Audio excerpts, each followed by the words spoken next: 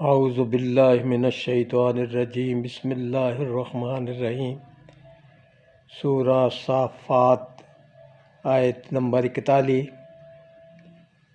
फिर बेड़ी घुम्मन घेरे विच फस गई तां उन्हां ने गुनाह पाया तां ओह गुने विच हार गए।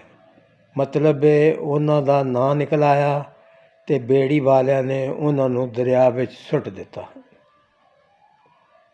अगली आय मुबारक है, फिर मच्छी ने उन्होंने हड़प कर लिया तो वह आप दे आप उत्ते शर्मिंदा रवन वाले से।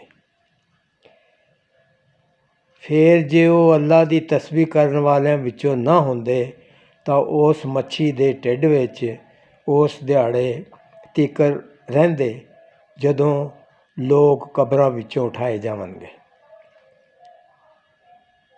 फिर असां उन्हां नूं दरिया के कंढे उत्ते खुले मैदान विच पा दिता जदों बई वो बीमार सी। फिर असां उन्हां उत्ते कद्दू दी वल वाला दरख्त उगा दिता ते असां उन्हां नूं मूसल दी सरजमीन विच नैनवा दी कौम दे 1 ਲੱਖ